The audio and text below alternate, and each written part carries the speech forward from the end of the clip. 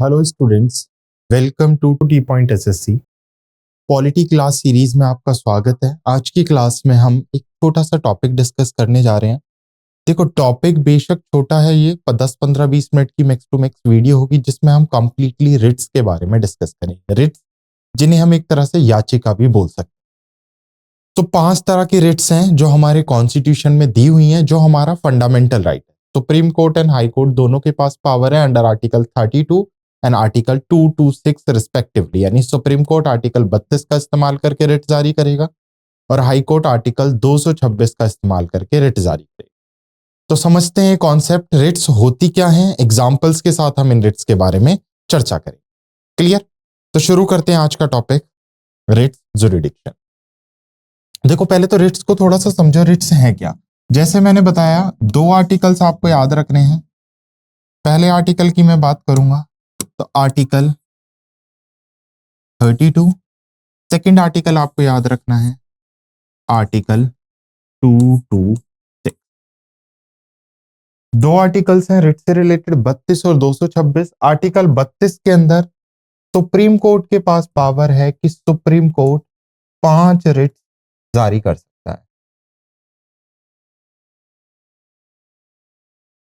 Article 226 के अंदर high court के पास पावर है कि हाई कोर्ट इन 5 रिट्स को क्या कर सकता है, जारी कर सकता है। पहला पॉइंट ये समझ आया।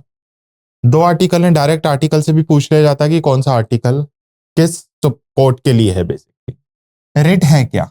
रिट मैं बोल सकता हूं किसी भी कोर्ट का। अब 2 कोर्ट्स की हम यहां पे बात कर रहे हैं।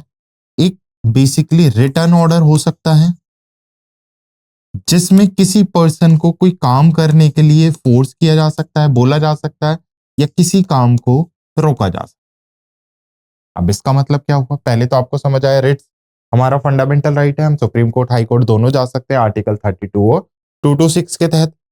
अब पॉइंट ये है कि ये जो रिट्स हैं ये एक्चुअल में है क्या। सिंपल डेफिनेशन की मैं बात करूं, मैं बोल सकता हूं ये सुप्रीम कोर्ट हाई कोर्ट का फाइनल वर्डिक्ट होता है, जिसमें सुप्रीम कोर्ट या हाई कोर्ट किसी अथॉरिटी को वो काम करने से रोक सकता है जो उसकी सीमा सीमा के अंदर या जो उसकी बाउंड्रीज में, जो इसके जुरिडिक्शन में नहीं आता है, या किसी काम को करने के लिए फोर्स कर सकता है जो उस पर्सन की, उस अथॉरिटी की रिस्पॉन्सिबिलिटी है। तो इसे याचिका भी बोलते हैं। ये फाइनल डिसीजन होगा सुप्रीम कोर्ट हाई कोर्ट का और ये उस जिस अथॉरिटी के लिए इसे जारी किया गया उसे मानना ही मानना। तो इसलिए रिट्स को हम क्या बोलते हैं कि रिट्स क्या है, काफी पावरफुल। क्लियर? तो पहला पॉइंट समझ आया। ठीक, तो एक एक करके समझेंगे। जब मैं कॉन्स्टिट्यूशन की बात करूंगा तो कॉन्स्टिट्यूशन में 5 तरह की रिट्स बताई हुई और इन 5 रिट्स पर ही हमें क्या करनी है, चर्चा करनी है एक एक कर। सबसे पहले रिट्स की मैं बात कर रहा हूं। सबसे पहली रिट्स है हैबीस कॉर्पस।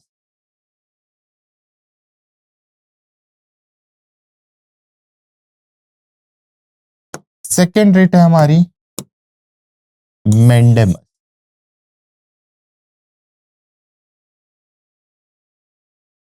थर्ड रिट होगी हमारी प्रोहिबिशन।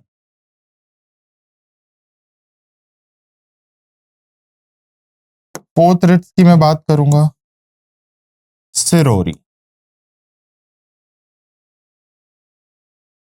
एंड लास्ट और फिफ्थ रिट होगी हमारी क्यू वारंट। अब ये देखो, नाम आपको डिफिकल्ट से लग रहे होंगे कि ये नाम कैसे हैं। ये लैटिन वर्ड से आई है रिट्स। तो ये लैटिन वर्ड्स हैं, लैटिन नेम्स है, जिसमें पहला हबीस कॉर्पस, मेंडेमस, प्रोहिबिशन, सिरोरी और क्यू वारंटो। ये 5 क्या है, हमारी रिट्स हैं। अब एक एक करके समझना है। पहले मैं इनका इंग्लिश में थोड़ा सा ट्रांसलेशन करके आपको एक्सप्लेन कर देता हूं। देखो एक बार, हबीस कॉर्पस का मतलब है to bring the body.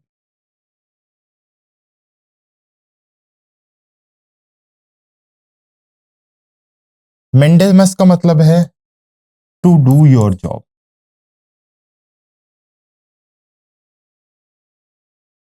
Simply language में मैंने इसे एक्सप्लेन किया है। प्रोहिबिशन का मतलब है टू स्टॉप। सिरोरी का मतलब है टू प्रोड्यूस सर्टिफिकेट।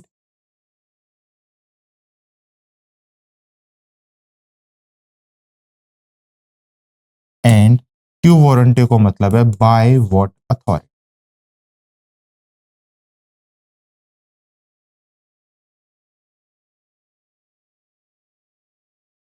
पांचों के मतलब देखो एक एक करके। हैबीस कॉर्पस मैंने लिखा है ब्रिंग द बॉडी, अभी समझना नहीं है, सिर्फ अभी इतना सिर्फ देखो इसे, कि जब मैं समझाऊंगा जब एक्चुअल में इसका मतलब समझ आएगा आपको।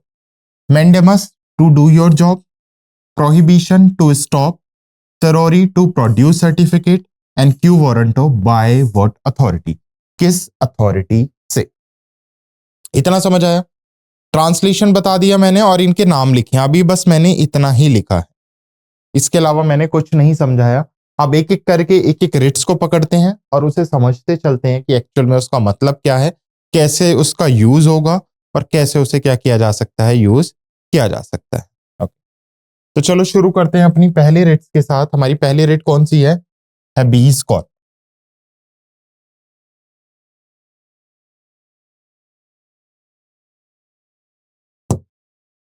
चलो मैं नेक्स्ट स्लाइड लगा देता हूं। शुरू करेंगे हम किसके साथ? अपनी पहली रिट हैबीस कॉर्पस। इसका मतलब मैंने आपको क्या समझाया है? To bring the body.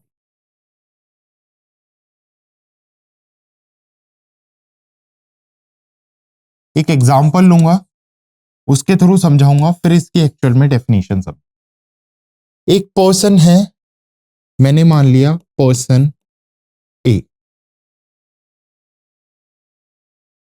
एक पर्सन है, पर्सन कौन है? ए। अब इस पर्सन ए को पुलिस अरेस्ट करती है किसी क्राइम में, तो ये क्या हो गया? अरेस्ट हो गया और पुलिस ने इसे क्या कर लिया? बंदी बना लिया। पुलिस ने इसे क्या कर लिया? अरेस्ट कर लिया। अब हम सब पढ़ते हैं, मैंने आपको फंडामेंटल राइट्स में भी पढ़ाया था कि हमारा फंडामेंटल राइट है कि 24 घंटे के अंदर अंदर हमें किसके सामने पेश किया जाना चाहिए? मजिस्ट्रेट के सामने। अब इस ए पर्सन को पुलिस ने 3-4 दिन से बंदी बनाया हुआ है, किसी भी रीजन से बनाया हुआ है, बट वो अनलॉफुल तरीके से।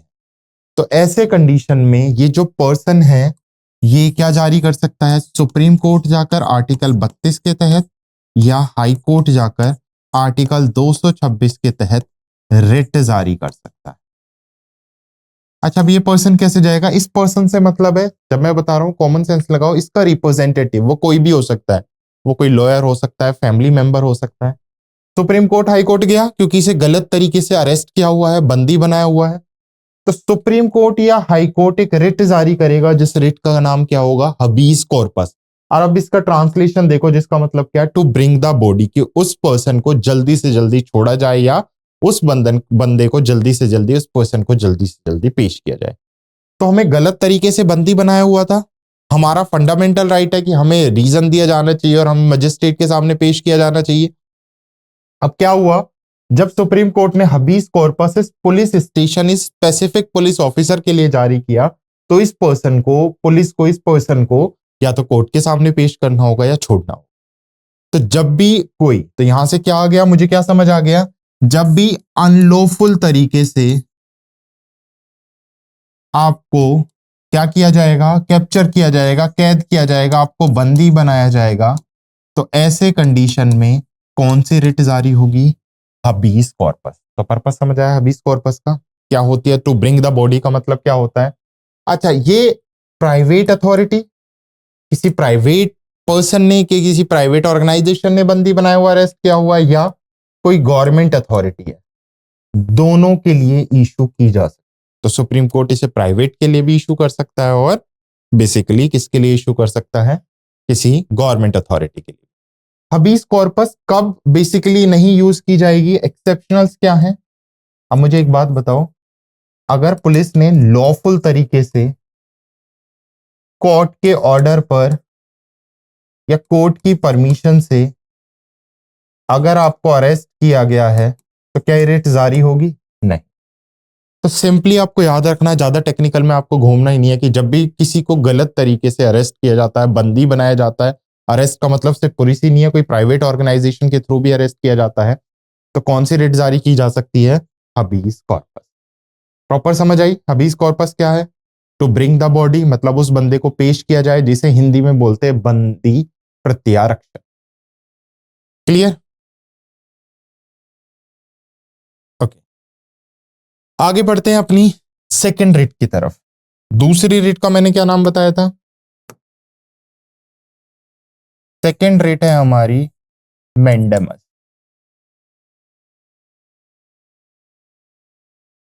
और मेंडेमस की मैंने डेफिनेशन क्या बताई है? हिंदी में क्या ट्रांसलेशन बताया इसका? हिंदी में बताया मैंने टू डू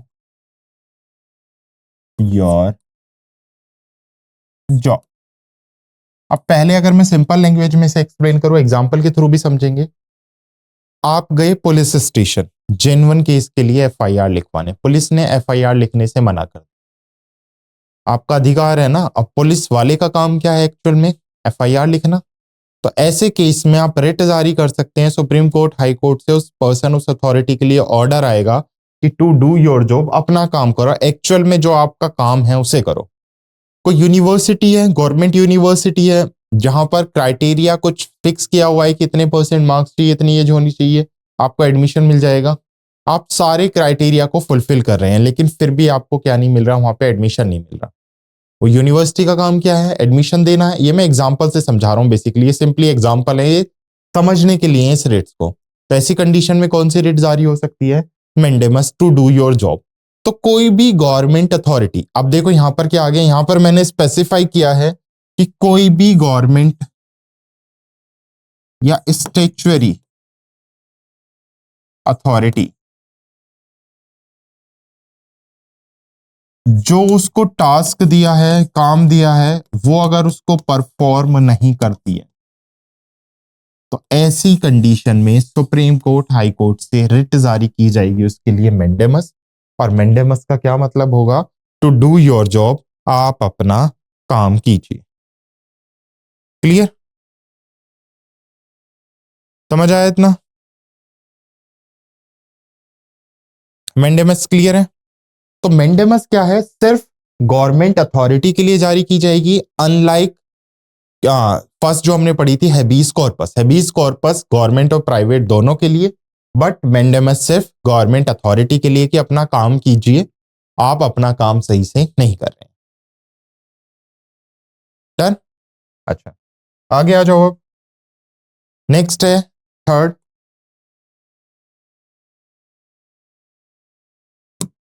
थर्ड है हमारी प्रोहिबिशन। आपने देखा होगा ना, जगह जगह लिखा होता है, का मतलब तो रोकना ही होता है। प्रोहिबिशन का क्या मतलब निकल के आया यहां पर? To stop.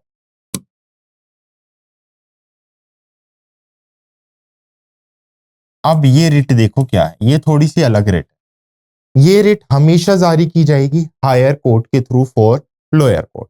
तो सबसे पहले मैं बोल सकता हूं इस रिट को कैसे जारी किया जा सकता है? हायर कोर्ट या अपर कोर्ट जारी करेगा लोअर कोर्ट के लिए। अच्छा, अपर कोर्ट लोअर लोअर कोर्ट के लिए क्यों जारी करेगा? अपर कोर्ट लोअर कोर्ट के लिए तब जारी करेगा अगर कोई लोअर कोर्ट अपनी बाउंड्री से, अपनी लिमिटेशन से बढ़कर कोई डिसीजन दे देता है। अब अगर मैं बात करूं, जो फांसी की सजा है वो कौन दे सकता है? अपर कोर्ट दे सकते हैं। लेट्स सपोज करो कोई सबऑर्डिनेट कोर्ट है, उसने फांसी की सजा सुना दी, अब उसके पास तो अधिकार नहीं है। तो ऐसी सिचुएशन में जो अपर कोर्ट होगा वो लोअर कोर्ट को एक रिट भेजेगा। नाम क्या होगा रिट का? प्रोहिबिशन। कि आपने जो डिसीजन दिया उस डिसीजन को रोक दो, क्योंकि ये आपकी सीमा से, आपकी बाउंड्रीज से, आपकी पावर से बाहर है। तो कोई भी जब भी कभी कोई लोअर कोर्ट अपनी बाउंड्रीज से, अपनी सीमा से, अपनी लिमिटेशन से, अपने पावर से बढ़कर कोई डिसीजन देता है, तो ऐसी सिचुएशन में कौन सी रिट जारी की जाती है? प्रोहिबिशन रिट जारी की जाती है। जिसका मतलब क्या होता है प्रोहिबिशन का? To stop. तो हमेशा जब अपर कोर्ट को लोअर कोर्ट के डिसीजंस को रोकना होगा, तो वो कौन सी रिट जारी करेगा? प्रोहिबिशन। समझ आया? Prohibition writ. ठीक है, आगे आओ। अब फोर्थ रिट कौन सी है हमारी? यहां पर ही लिख देता हूं मैं। फोर्थ है हमारी सेरोरी।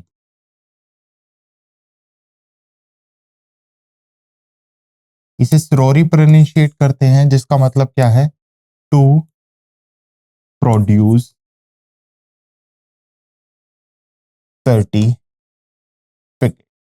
क्या प्रोड्यूस कीजिए, अपना सर्टिफिकेट प्रोड्यूस कीजिए। इसका मतलब क्या है, देखो ये भी हमेशा अपर कोर्ट जारी करेगा, किसके लिए, लोअर कोर्ट के लिए। ये दोनों सेम है, यहां पे भी अपर कोर्ट जारी करेगा लोअर कोर्ट के लिए, यहां पर भी अपर कोर्ट जारी करेगा किसके लिए, लोअर कोर्ट के लिए। तो दोनों में डिफरेंस क्या है, यहां पर देखो to produce certificate, let's suppose करो लोअर कोर्ट ने कोई डिसीजन दिया, किसी को कोई पनिशमेंट दी। अब अपर कोर्ट को लगता है कि शायद इसमें कुछ गड़बड़ हुई है, या रिट ज्यूरिडिक्शन, या फिर क्या नाम है, बेसिकली ये कि ट्रांसफर हुआ है किसके पास, अपील के थ्रू, एपलेट ज्यूरिडिक्शन के थ्रू किसी अपर कोर्ट। तो अब जब लोअर कोर्ट ने कोई डिसीजन दिया है तो किसी सर्टिफिकेट के बेस पे दिया होगा, प्रोड्यूस मतलब सर्टिफिकेट से मतलब क्या, एविडेंस के बेस पे दिया होगा। यहां पर टू प्रोड्यूस एविडेंस भी हम लिख सकते हैं। तो उन एविडेंस की डिमांड कर सकता है अपर कोर्ट किससे, लोअर कोर्ट से, कि उन एविडेंस को, उन प्रूफ्स को बेसिकली प्रेजेंट करो, जिनके बेसिस पर आपने क्या दिया है, ये डिसीजन दिया। तो समझ आया यहां पर। तो जब भी कभी लोअर कोर्ट कोई डिसीजन देता है, अपर कोर्ट को इंटरफेयर करना है, वो बेसिकली वो सर्टिफिकेट चाहिए, वो एविडेंस चाहिए, वो प्रूफ चाहिए अपर कोर्ट को, तो कौन सी रिट के थ्रू, सरोरी रिट के थ्रू वो एविडेंस या प्रूफ को बेसिकली लिया जा सकता। क्लियर। लास्ट हमारी कौन सी बची है, क्यू वारंटो।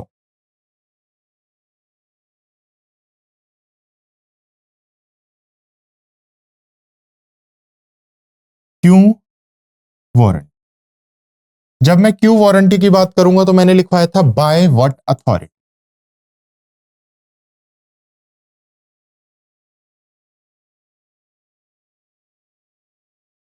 किस अथॉरिटी से। अच्छा, अब इसका मतलब क्या है, इसे समझो। लेट्स सपोज करो कोई पर्सन है, मैंने कहा कोई पर्सन ए है जो किसी गवर्नमेंट सर्विसेज में है, जहां पर रिटायरमेंट एज 60 ईयर्स, यानी अगर वो 60 साल का है तो वो रिटायर हो जाएगा, यहां पर लिमिटेशन तय है। लेकिन ये पर्सन 62 ईयर्स तक भी इस पोस्ट पर बना हुआ है, तो किस अथॉरिटी से बना हुआ है भाई। तो कनेक्ट करो यहां से कि अगर कोई ऐसी अथॉरिटी है, कोई ऐसा पर्सन है जो काम उसके लिए नहीं है, वो फिर भी वो काम कर रहा है। वो कुछ भी हो सकता है, वो कोई क्या नाम है, कोई पुलिस ऑफिसर है, वो किसी दूसरे डिपार्टमेंट का काम कर रहा है, या फिर कोई एक जो टाइम लिमिटेड है उससे ऊपर काम कर रहा है। तो ऐसी सिचुएशन में सुप्रीम कोर्ट क्यू वारंटों के थ्रू पूछ सकता है कि किस अथॉरिटी से तुमने इस पोस्ट को होल्ड किया हुआ है। तो बाय व्हाट अथॉरिटी। क्लियर। तो ये थी हमारी 5 रिट्स जिन पे हमने डिस्कस किया। अब मैं क्विक एक बार रिवाइज करा देता हूं तो आपको पूरा सेशन समझ आ जाएगा। यहां देखो ये 5 रिट्स थी, पांचों का मैंने मतलब आपको एक्सप्लेन किया था। एक बार क्विक, सबसे पहले हबीस कॉर्पस, क्या मतलब बताया था मैंने हबीस कॉर्पस का। Habeas corpus to bring the body, अगर किसी गवर्नमेंट या प्राइवेट अथॉरिटी के लिए रिट जारी करनी है जिसने किसी बंदे को, किसी पर्सन को क्या किया हुआ है, गलत तरीके से बंदी बनाया हुआ है या फिर कैप्चर किया हुआ है, तो उस कंडीशन में कौन सी जाएगी, हबीस कॉर्पस। मेंडेमस, कोई अथॉरिटी, कोई गवर्नमेंट अथॉरिटी जिस काम के लिए वो है वो काम नहीं कर रही है, तो उस सिचुएशन में मेंडेमस। प्रोहिबिशन, अपर कोर्ट लोअर कोर्ट के डिसीजंस को रोक सकता है इस रिट्स के थ्रू, अगर लोअर कोर्ट अपनी लिमिटेशन या जो उसके लिए सीमा बाउंड्रीज बनाई गई है उससे बाहर कोई डिसीजन देता है। सिरोरी, टू प्रोड्यूस सर्टिफिकेट, ये भी अपर कोर्ट जारी करेगा लोअर कोर्ट के लिए, किस एविडेंस के बेसिस पे आपने कोई डिसीजन दिया है। और क्यू वारंटो, अगर कोई अथॉरिटी किसी पोस्ट पर है और वो उसके लायक नहीं है या एलिजिबल नहीं है उसके लिए, तो उस कंडीशन में quo warranto writ means by what authority writ को जारी किया जाएगा। आर्टिकल, 2 आर्टिकल हैं, आर्टिकल 32 में रिट्स एक्सप्लेन किया गया है, सुप्रीम कोर्ट के पास पावर है, और 226 में हाई कोर्ट इन 5 रिट्स को जारी कर सकता है। तो आपसे पूछे रिट्स जुरिडिक्शन, न्यायाधिकार क्षेत्र किस किस के पास है, तो सुप्रीम कोर्ट के पास भी है और हाई कोर्ट के पास। क्लियर, क्लियर है इतना, ठीक। तो यहीं तक हम समझना था, बेसिकली हमें इन 5 रिट्सों को समझना था। I hope you understand the session. Thank you.